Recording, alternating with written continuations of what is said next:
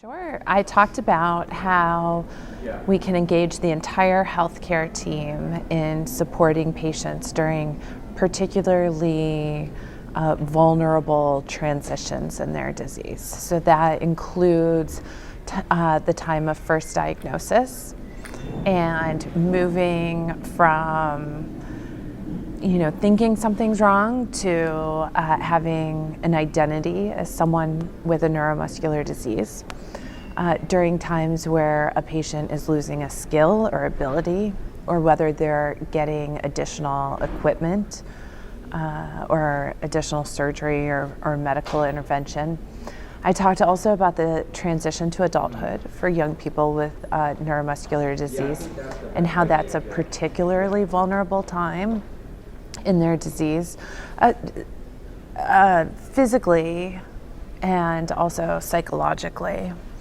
And then also in the advanced stages of their disease and during end of life.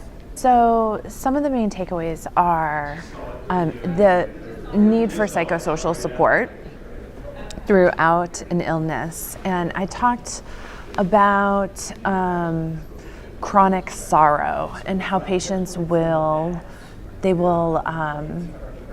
have this emotional crisis at the time of diagnosis, and eventually they move into incorporating that into their identity, finding meaning and moving forward and having productive lives.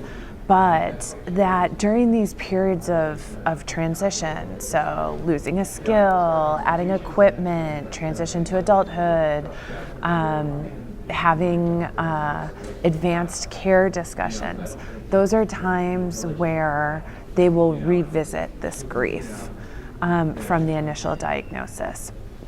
I also surveyed patients, adults with neuromuscular disease, to prepare for the lecture. And what they told me was that, I asked them things like, what do you need from your physicians now? What do you want me to tell the physicians at the AANEM meeting?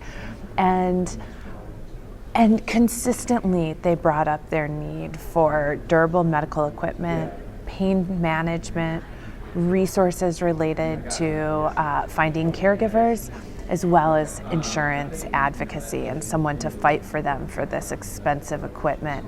And I really think that if clinics can get really good at doing those four things, they can really go a long way into meeting the needs of their patients and building those relationships with them, making the biggest difference in their patients' lives.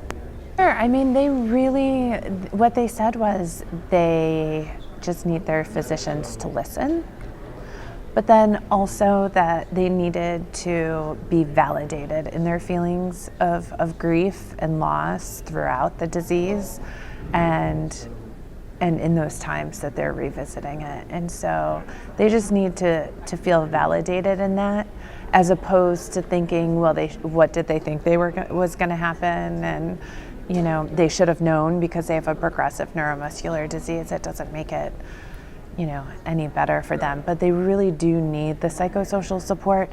And, we're in a lot of these physicians are practicing in very restricted, a resource-restricted environment. So very fast-paced clinics, lots of patients trying to come through. The physicians don't necessarily need to own this aspect of it, but someone on the team does.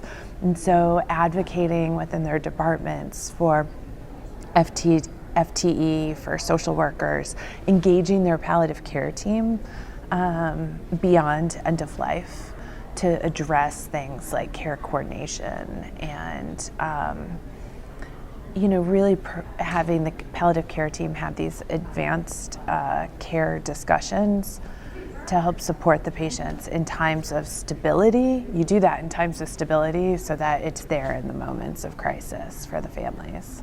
And I think that the clinics and the physicians, they can utilize the patient advocacy groups.